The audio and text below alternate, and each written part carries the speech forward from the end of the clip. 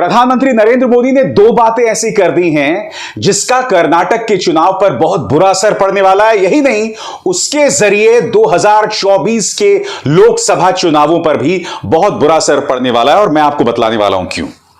सबसे पहले दोस्तों, मैं आपको प्रधानमंत्री नरेंद्र मोदी का यह बयान सुनाना चाहता हूं। सिविल सेवा दिवस के मौके पर उन्होंने क्या कहा, एक पंक्ति में मैं आपको पढ़ के सुनाना चाहता हूं। प्रधानमंत्री कह रहे हैं कि जो पार्टी सत्ता में आई वो टैक्स का पैसा अपने लिए इस्तेमाल कर रही है या देश के लिए आपको नजर रखनी पड़ेगी। क्या बात कह दी आपने मोदी जी। सबसे पहले मैं चाहता हूं कि प्रधानमंत्री ने कहा क्या, आप उसे सुने, फिर मैं उसकी चर्चा करता हूं। सुनिए। जो राजनीतिक दल सत्ता में आया वो टैक्स पेयर्स मनी का इस्तेमाल अपने दल के हित के लिए कर रहा है या देश के हित के लिए कर रहा है, उसका उपयोग कहां हो रहा है ये आप लोगों को देखना ही होगा दोस्तों।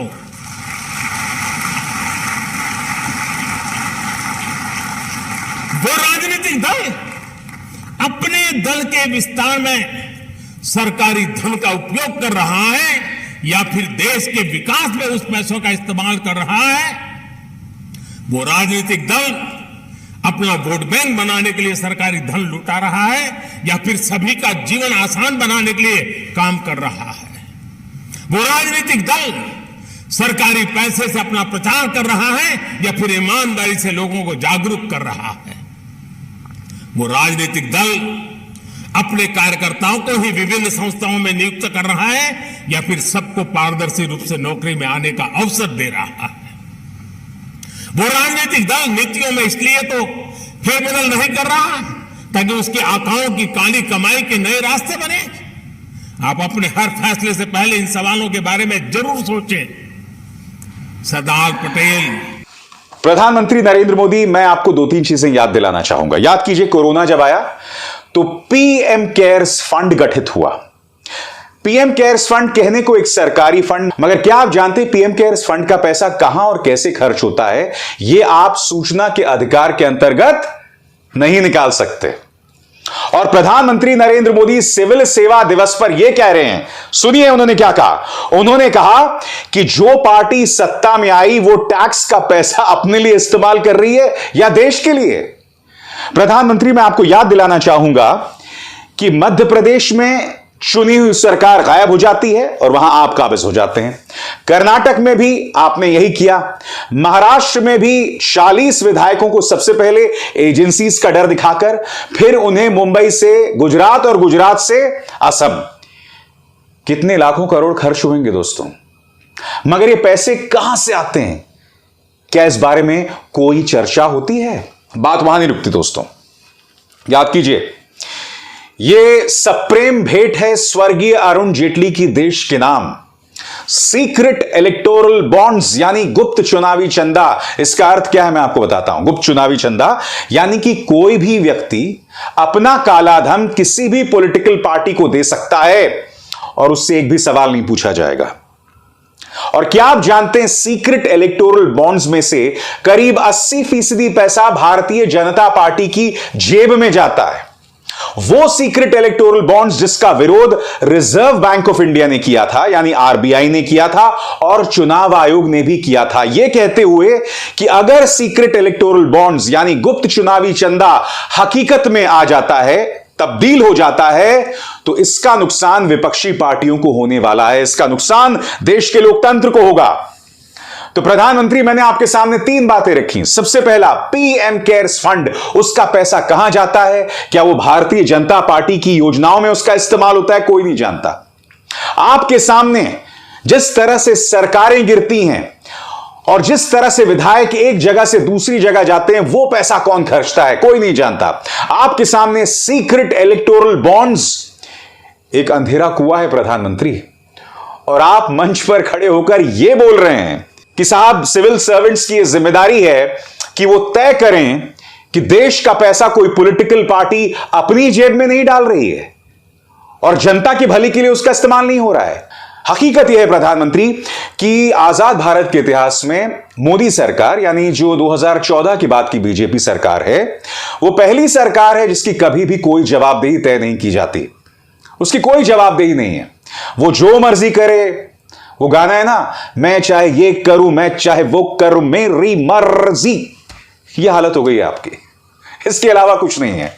और आप मंच पे खड़े होकर ये कहते हैं कि टैक्स का पैसा सही जगह जाना चाहिए कि नहीं। मैं आपसे पूछना चाहता हूं प्रधानमंत्री, क्या आप कहीं ना कहीं अपनी पॉलिटिकल पार्टी यानी बीजेपी को आईना दिखा रहे हैं? सोचिएगा। यही नहीं दोस्तों, एक और चीज हुई है मैं जो आपको दिखाना चाहता हूं। जैसे कि आप जानते हैं दोस्तों, ईश्वरप्पा, के.एस. ईश्वरप्पा, वो व्यक्ति जो कि भारतीय जनता पार्टी के नेता थे, ये 2012 और 13 में मैं आपको बतलाना चाहूंगा कर्नाटक के उप मुख्यमंत्री भी थे। इन्हें टिकट नहीं मिली।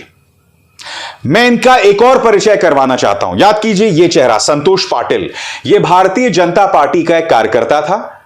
इसे बोम्मई सरकार में कॉन्ट्रैक्ट मिला था। अब उसे कॉन्ट्रैक्ट में इतनी ज्यादा रिश्वत देनी पड़ रही थी कि संतोष पाटिल ने आत्महत्या कर ली। और उस खत में उसने किसका नाम लिया? के.एस. ईश्वरप्पा का। यह बात अलग है कि भारतीय जनता पार्टी ने जो जांच कराई, के.एस. ईश्वरप्पा साहब को क्लीन चिट मिल गई। मगर बीजेपी समझ गई थी कि के.एस. ईश्वरप्पा साहब को अगर टिकट दी गई तो उस सीट पर हारना तय है, क्योंकि लोगों में जबरदस्त गुस्सा था। यानी कि के.एस. ईश्वरप्पा का कहीं ना कहीं संतोष पाटिल के साथ नाम जुड़ा हुआ था। और सबसे बड़ी बात, जैसे कि मैं आपको बताता रहा हूं कि संतोष पाटिल ने आत्महत्या से पहले प्रधानमंत्री नरेंद्र मोदी को खत लिखा था। प्रधानमंत्री नरेंद्र मोदी ने उनके परिवार को कोई जवाब नहीं दिया। कम से कम मैं जानता हूं ऐसा कुछ नहीं हुआ है। अब मैं आपको एक वीडियो दिखाता हूं, यह देखिए। इसमें आप देख रहे हैं के.एस. ईश्वरप्पा किसी के साथ फोन पर बात कर रहे हैं। किससे बात कर रहे हैं आप जानते हैं? प्रधानमंत्री नरेंद्र मोदी ने उन्हें वीडियो कॉल किया है, उन्हें धन्यवाद देने के लिए कि जगदीश शेट्टर की तरह आप बगावत नहीं कर रहे हैं। बहुत बहुत शुक्रिया आपका। सुनिए, उसका एक अंश मैं आपको दिखाता हूं।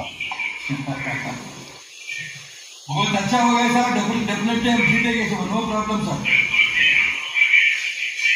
डेफिनेटली हम जीतेंगे सर, आपका आशीर्वाद चाहिए सर, श्योर श्योर श्योर, धन्यवाद धन्यवाद सर। मेरा जैसे सामान्य कार्यकर्ता को आप ऐसा बातचीत करना हम सबको बहुत खुशी है। आज मैं प्रधानमंत्री से पूछना चाहता हूं, प्रधानमंत्री, संतोष पाटिल लगातार शिकायत कर रहा था, उसने तो आत्महत्या कर ली। उसने बाकायदा आपको सुसाइड नोट लिखा था। अब आप उसे तो जवाब नहीं दे सकते क्योंकि वो जिंदा नहीं है, मगर क्या आपने उसके परिवार को कोई जवाब दिया? क्या सार्वजनिक तौर पर आपने कोई बात कही? और आप यहां के.एस. ईश्वरप्पा की मनौती कर रहे हैं, उन्हें मना रहे हैं। आप के.एस. ईश्वरप्पा को मना रहे हैं, वो व्यक्ति जिस पर इतना गंभीर आरोप था। आप क्या बतलाने की कोशिश कर रहे हैं? कर्नाटक के चुनाव से पहले आखिर प्रधानमंत्री नरेंद्र मोदी ईश्वरप्पा को फोन क्यों कर रहे हैं? सबसे बड़ा प्रश्न।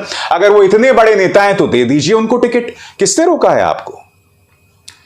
ये वीडियो कॉल दोस्तों भारतीय जनता पार्टी की गले की फांस बन गई है और बीजेपी ने एक बहुत बड़ी भूल कर दी है। मैं आपको बतलाना चाहता हूं कि कांग्रेस ने इसे बहुत बड़ा मुद्दा बना दिया है। क्या कह रही है इस मुद्दे पर सुप्रिया श्रीनेत आपके स्क्रीन पर? ऐसी भगदड़ मची है कर्नाटक भाजपा में कि सब छोड़ छोड़कर भाग रहे हैं और अब खुद प्रधानमंत्री मोदी को ईश्वरप्पा को फोन करके न छोड़ने के लिए गिड़गिड़ाना पड़ रहा है। लगे हाथ यह भी बता दें कि ये वही ईश्वरप्पा हैं जिन पर 40% कमीशन का आरोप लगाकर भाजपा के कार्यकर्ता संतोष पाटिल ने आत्महत्या कर ली थी। इसके बाद कर्नाटक की कॉन्ट्रैक्टर एसोसिएशन ने प्रधानमंत्री को चिट्ठी लिखकर 40% कमीशन खोरी के बारे में बताया था। मगर प्रधानमंत्री जी को भ्रष्टाचार से कोई खास दिक्कत तो है नहीं, इसलिए उसके कान पर जू नहीं रेंगी और ईडी, सीबीआई, इनकम टैक्स किसी ने कर्नाटक के भ्रष्टाचार पर अपना वक्त बर्बाद नहीं किया। विद्रोह के स्वर इतने प्रखर हैं कर्नाटक में कि भाजपा के सामने 40 से ज्यादा तो बागी मैदान में हैं। अब इन भ्रष्टाचारियों को फोन कर करके शांत करवाया जा रहा है।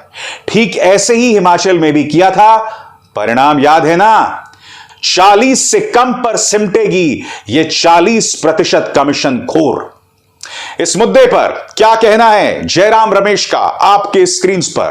प्रधानमंत्री नरेंद्र मोदी का आशीर्वाद सिर्फ भ्रष्टों के लिए है। प्रधानमंत्री जी को करप्शन से कोई नफरत नहीं है। कहीं ना कहीं प्रधानमंत्री नरेंद्र मोदी के उस नारे पर ताना मारा जा रहा है। कौन सा नारा? ना खाऊंगा ना खाने दूंगा। जी हां, न खाऊंगा न खाने दूंगा, क्योंकि अब ये नारे सिर्फ नारे हो गए हैं, सतही नारे हो गए हैं, इसके कोई मायने नहीं है। प्रधानमंत्री इतनी आत्मविश्वास के साथ करप्शन के बारे में बोलते थे, याद है आपको? अब उसकी बात भी नहीं करते हैं। क्यों नहीं करते, मैं आपको बताता हूं। क्योंकि वो जानते हैं कि उन्हें कटघरे में रखने के लिए कोई मौजूद नहीं है। इक्का दुक्का अभिसार शर्मा उनसे सवाल कर लेता है, मगर बाकी कोई सवाल नहीं करता है। मैं दावे के साथ कह सकता हूं, अगर प्रधानमंत्री से लगातार सवाल किया जाता रहता तो आज भारतीय जनता पार्टी और देश की सूरत कुछ और होती दोस्तों। मगर इन्हें एक ही तरीका आता है, दबाओ, चुप कराओ और इसके अलावा कुछ नहीं। मगर हो क्या रहा है दोस्तों, इसमें कहीं ना कहीं भारतीय जनता पार्टी लगातार एक्सपोज हो रही है, जैसा कि मैंने आपको बतलाया। अभिसार शर्मा को दीजिए इजाजत। नमस्कार।